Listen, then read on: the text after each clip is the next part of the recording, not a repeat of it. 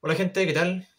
Bueno, bienvenido otra vez y bueno, en esta ocasión les traigo otra parte de la historia política nacional y militar de grandes líderes que presidieron a nuestro país y vuelvo, vamos a retroceder nuevamente unos años al siglo XIX. El último video había hablado de presidentes ya entraditos del siglo XX, Alessandri, Gabriel González Videla. Ahora vamos a retroceder nuevamente, volvemos al siglo XIX y vamos a hablar de don Jorge Montt Álvarez, presidente que dirigió nuestro país entre el 1891 y 1896.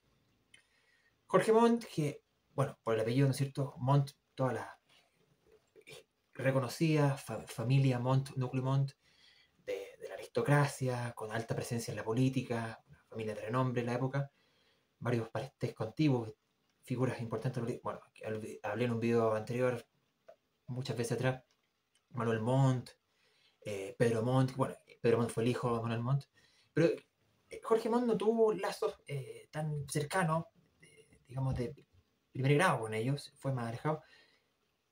Jorge Montt, a pesar de la familia Montt, rodearse de lo que era el conservadurismo en la época, la figura del Partido Conservador o el comienzo de Chile con la post-independencia, la organización de la República cuando estaba el despelote, la época de Pipiolo y Pelucones. Los Montt siempre se relacionan con, con los pelucones, con los conservadores. Bueno, Manuel Bulnes también, Manuel Montt cuando eran más jóvenes. Pero Jorge Montt, a pesar de eso, él tenía una figura, una estampa, una presentación, y él figuraba como un hombre independiente, libre, sin no anteponer un partido, una línea atrás, por sobre su país. No, él por su país, libremente poniéndolo a disposición. Y bueno, justamente por esa suerte de imagen independiente, él llega a tomar el gobierno, formar coalición de gabinete, tanto con liberales y conservadores. Bueno, él no fue un civil que estudió una carrera de leyes en la época institucional, que era lo que había, la Universidad de Chile, sino que él fue un hombre de guerra, de, fue un militar, bueno, fue marino, un oficial de marina, obtuvo hartos cargos dentro del escalafón. Y bueno, él nace en Casablanca, todo lo que es la zona de la quinta región, por eso estuvo muy asociado y muy apegado con toda esa zona, lo que fue después Valparaíso, tenía que ver mucha relación con Valparaíso. Bueno, sus padres, don Antonio Montt Ojeda, y su madre, eh, María Álvarez, bueno, como decía, todo pertenecía a la familia Montt, a todo ese núcleo, de la familia, bueno, aristócrata, de alta alcurnia, de importancia. Bueno, su madre con la elegancia y el conservadurismo en la época, la finura de esa época, o en otra época, ¿no es cierto? Bueno, las damas. Bueno, él, como decía, como su carrera de marino, él se enrola en la escuela naval en el año 1858 más o menos. Se enrola y 3 años, y durante 3 años.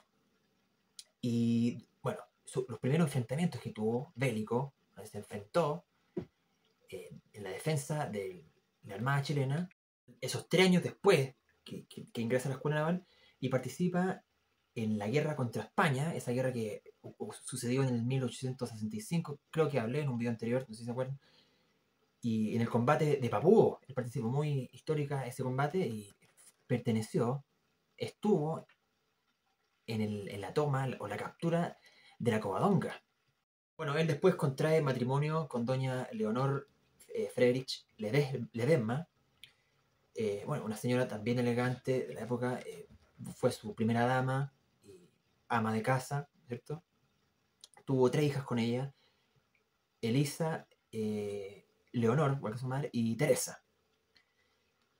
Bueno, la vida de ellos, digamos, su familia, su casa, su núcleo, la crianza de sus niñas, vivió muchas frustraciones, muchos cambios, porque constante, bueno, se extrañaban entre ellas, muchos tiempos de separación, porque era un hombre de guerra, como militar de guerra, hombre de guerra, pasaba en viaje, conflictos bélicos, para servir a su patria, para salvarlo, y por ese motivo nunca tuvo, digamos, un domicilio tan claro, vivía entre Valparaíso y Santiago, Valparaíso y Santiago.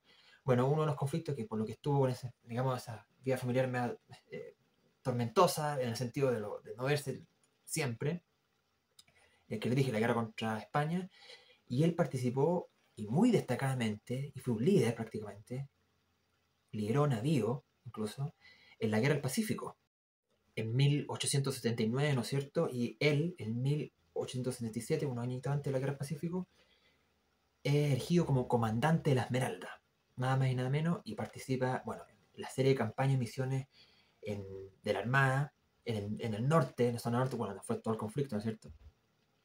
Participó, bueno, en la batalla de Angamo, el combate naval de Angamo, la toma de Pisagua, la famosa, y estuvo en el bloqueo, digamos, del puerto de lo que es la zona del Callao, Lima, en Perú, hasta ahí estuvo, y bueno, dirigió el bloqueo del Callao, porque él era el capitán de navío en ese entonces. Miren, bueno, ya pasaron los años, aproximadamente 1871, la guerra del Pacífico termina, 10 años, y ya el norte conquistado, ¿no es cierto? Y empieza todo el conflicto civil en Chile, y la pugna interna, toda esa división, pugna que había fuerte entre los congresistas y los balmacedistas, o sea, los pro gobierno, la figura del presidencialismo. Y ahí estalla la guerra civil de 1891, la cual Jorge Montt fue líder de la oposición, tomó bando de los congresistas, todos los que estaban a favor de los congresales, figuras históricas, se pusieron a disposición al líder, que era Jorge Montt, era el principal líder. El otro era Balmaceda. Balmaceda, que tomó parte de la figura del gobierno que defendía el presidencialismo. Bueno, conflicto que creo lo hablé en un video anterior a Rap cuando fui al museo donde le mostré los uniformes de ambos bandos. Bueno, conflicto que terminan venciendo los congresistas, ¿no es cierto? Y se da por término el periodo presidencial y empieza el parlamentario. Y bueno, se deja atrás un periodo que había quedado dispuesto como base en la Constitución de 1833, el régimen portaliano, ese gobierno fuerte, autoritario, firme, ¿no es cierto? Por eso ganaron tanto de gobiernos conservadores liberales, pero conservadores liberales que le hablé, gobiernos de duración, que bueno, fue un orden, fue bien bueno ese periodo porque fue un orden, con todas las cosas mal que dentro de todo el panorama, de todos los primeros países que están viviendo sus procesos de independencia, su organización de la república, tal despelote en nuestro país. Chile por lo menos tuvo una estabilidad en ese sentido. Fue muy bueno. Y la figura del presidente, un gobierno austero, chico, bueno, llega una revolución, guerra civil, y se inicia el periodo parlamentario donde el Congreso iba a tener la batuta. Si la mayoría de los congresales y decía seguía una línea hacia acá, el presidente va a tener que atrás. Si la línea otra línea hacia acá, el presidente tiene que ceder. Y eso, bueno, a Jorge Montt le costó bastante, digamos, le afectó bastante, y a pagar por eso. No le iba a costar tan fácil ganar así. Bueno, como le dije anteriormente, él formó gobierno con liberales y conservadores, porque como le dije, como quedó una suerte de militar independiente, no tenía con quién formar, no tenía una idea clara, un partido claro, único, entonces no le quedó otra que negociar con Gabinete. Bueno, él vence la guerra, ¿no es cierto? ¿Cómo toma el gobierno él? Se forma una junta de gobierno, de facto, en Iquique, en la zona de Iquique, porque es el Iquique fue la última batalla, el conflicto que hubo entre los congresales y los balmacedistas, que vencen los congresales, y se forma esta junta, bueno, que en su principio era liderada por Waldo Silva, que era el presidente del Senado, si no me equivoco, y el presidente de la Cámara, el vicepresidente de la Cámara de Diputados, que era don Ramón Barros Luco. Y bueno, Jorge Montt estaría en un nivel, ahí también estaba. Bueno, después, eso fue en abril de 1891, más o menos esa fecha. Después, el 31 de agosto de 1891, sucede una segunda junta de gobierno, donde ahí Jorge Montt toma la batuta, preside, y esa misma junta, bueno, y ahí también hartas figuras importantes aparecen ahí, como Manuel José Irarázaval, los que le mencioné anteriormente, Joaquín Walker Martínez, Adolfo Holley, bueno, entre civiles, militares, y ahí bueno, todo esto sucede en la segunda junta, la primera junta, posterior a la rendición, obviamente, pierde Balmaceda, ese bando, y Balmaceda se suicida, y ahí es donde Montt se alza, junto a su junta.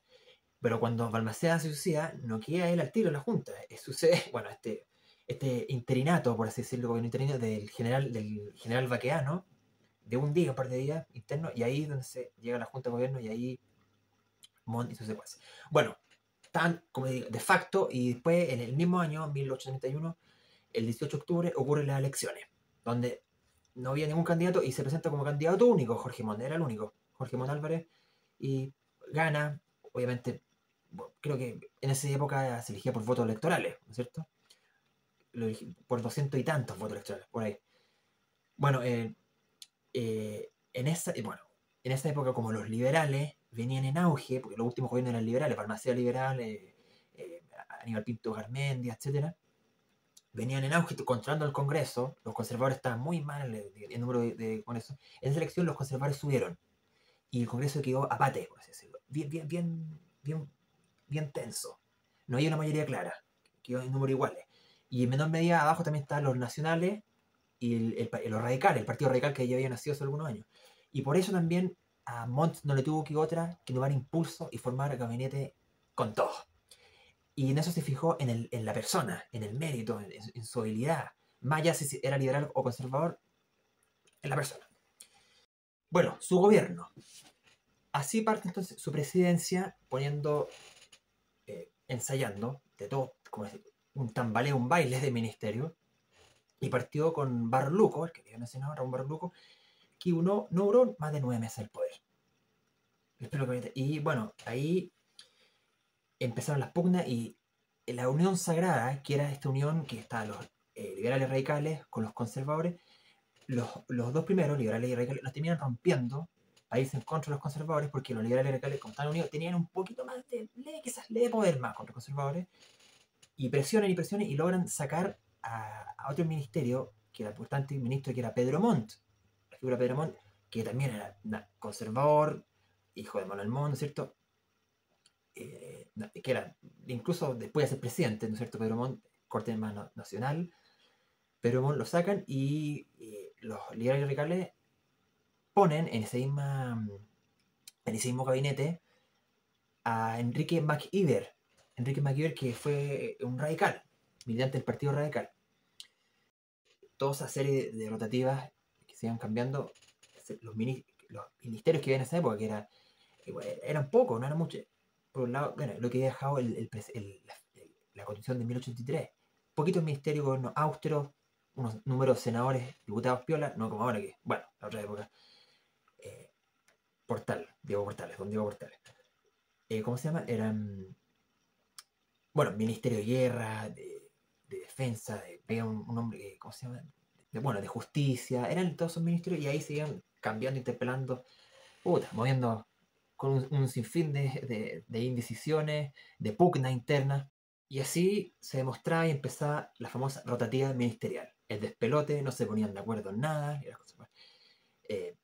Perdón, Ramón Barluco, me equivoqué, le dije menos de 9 meses. Menos de 4 meses duró ese primer gabinete. Miren, 4 meses. Pero en general, en promedio, los ministerios no duraban más de 9 meses. Pues. Era un despelote. Y ahí está demostrándose lo que se avicina, lo que iba a ser una van premier de cómo iba a funcionar el régimen parlamentario chileno.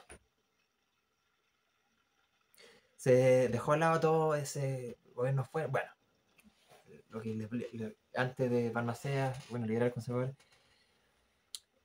A pesar de que Jorge Montt fue un presidente que tuvo pachorra, fue un líder, fue fuerte, todo eso, pero dentro de su gabinete políticamente no. Es más destacado como hombre de armas. Ahí tuvo para Chile, para la imagen legado, un 7. Pero bueno, se destacaba más en eso que en lo político, ¿cierto? Bueno, ese parlamentarismo quizás no iba a funcionar mucho, quizás el contexto, la situación del momento en ese país. Chile era un país de un poquito más de 2 millones y tantos, 2 millones y medio. Quizás en otras circunstancias de funcionar, era un régimen muy inestable. Chile, como le decía, estaba mejor que en el antes de 1081. Bueno, eso es ya más para debate. Puntos buenos y puntos malos de ambos bandos. ¿Qué pasó justamente con los balmacedistas luego de esa guerra? Porque quedó un grupo que tenía ese auge, esa idea de volver al presidencialismo antiguo, ¿no es cierto? Y se juntaron y ellos formaron, para tener una representación, un partido que se llama el Partido Liberal Democrático, porque el último periodo presidencialista estaban los gobiernos liberales, como Balmaceda. Forman este partido y participan también incluso en esas elecciones y no les fue muy mal. Tuvieron como 20 diputados y 6 8 senadores, no estoy muy seguro por ahí. Y el que iba a liderar ese partido es don Juan Luis Sanfuentes, que, bueno, este partido que ya tiene mucha repercusión en los años posteriores, ese caballero que llevó la tuta iba a ser presidente después, ¿no es cierto? Entonces, Ramón Barón Luco, Sanfuentes, lo que la época, bueno, entre la década del 10 y el 20, bueno, todos los que formaron parte, digamos, del gabinete de Jorge Montt hicieron currículum, por así decir, en el gobierno y después vienen a ser próximos presidentes. Bueno, pero lo más curioso, como decía, con este Partido Liberal Democrático, que tenía de volver a lo antiguo, pero aún así era tanta la hegemonía del parlamentarismo, toda la guerra, ellos perdieron la guerra, ¿no es cierto? Que al fin y al cabo igual tienen que sí o sí involucrarse, eh, apegarse, ¿no es cierto? Y de otra forma se terminaron acomodándose a un régimen parlamentario, incluso que ellos mismos también iban a ser parte de eso, iban a ser bien parlamentarios para gobernar. Sanfuentes también iba a ser un mandado a hacer para sacar y colocar ministros. El famoso también fue Sanfuentes en ese sentido. También rotativa. Así que al final igual se terminaron apegando igual a lo que se supone que estaban en contra. Bueno, dentro de su gobierno también las obras que él realiza, de lo que más se destaca, por decirlo, no hubo grandes cosas magníficas, pero hay unas cosas que destacar de un grado de relevancia. Él construyó todo lo que es el dique, la zona del puerto de Talcahuano, ahí él estuvo presente. Algo bastante histórico, relevante, un antecedente de la época, un precedente, no sé si hay otro como el primero. En 1891 él crea la ley de comuna autónoma que le da, como dice el título, autonomía a todas las municipales, incluso para elección interna. Y obviamente para todo lo que es el ordenamiento fiscal, sus gastos, su dinero, su autonomía. Espectacular en ese momento, en esa época. ¿Qué otra cosa? Bueno, él también le da una nueva fachada en la construcción del nuevo edificio de la Escuela Naval. Bueno, él también le dio amnistía a todos los balmacedistas que cometieron crímenes de guerra durante la Guerra Civil de 1891. Incluso a ese nivel los perdona, imagínense. Entonces, bueno, ambos bandos no eran blancas palomas, no eran santos, ambos cometieron fechorías. Esa guerra fue sangrienta. ¿Cuántos? Alrededor de 4.000 chilenos, compatriotas murieron. Ambos bandos se portaron mal, pero Jorge Montt, a pesar de haber liberado a los congresales, le da cierto perdón al bando al que venció, ¿no es cierto? A la bien de eso. Bueno, finalmente, eso fue digamos, lo que más destacó el gobierno. Iba a construirse el nuevo hospital de Coquimbo, pero justamente por el despelote no había de acuerdo en digamos, la organización de los dineros entre gabinete liberal, conservadores, también en el Congreso. No se llevó a cabo esa construcción. Así fue, bueno, el gobierno de Jorge Montt, que de las pocas cosas que destacaba, es mejor su historial anterior, ¿no es cierto? Bueno, él después de su presidencia, su postpresidencia, es proclamado como alcalde de Valparaíso, es la zona de él, como le he dicho anteriormente, en la época entre 1210 y 1915, no estoy muy seguro, pero por esa época, más o menos. Y bueno, finalmente en 1922, ya el siguiente siglo, fallece a los 77 años, una edad que para la época, digamos, bueno, y eso, bueno, su alta figura de nombre, bueno, llegó al grado de almirante, dentro de su rango militar, su escalafón, la excelencia, almirante. Bueno, él fue director general de la Armada desde su presidencia, pasado su presidencia, hasta la década de los 10, hasta la época que alcalde del Paraíso, y todo ese periodo, un periodo bastante largo. Y eso más que nada con este hombre de don Jorge Montt Álvarez, militar independiente, como le digo, que dio el hincapié, el primer gobierno post-conflicto civil. Y eso, espero que le haya gustado, con mucha humildad. Lo poco que sabía de él, lo acompañé una repasada historia. Y como les digo, siempre hay que defender la memoria y la historia pasada, avivar a nuestros patriotas que algo hicieron de todos los bandos, que veanlo con parte objetiva, y que otros no lleguen y ensucien, y que otros no hablen por ti. Que redescriban la historia, derivaciones tan chanta con aprovechamiento. No, hay que culturizarse, y en base a eso, del pasado, hay que tener, digamos, por decir, una suerte de que sirva de inspiración para seguir defendiendo nuestro país. Así que eso, nos estamos viendo en un próximo video. Que estén bien. Adiós.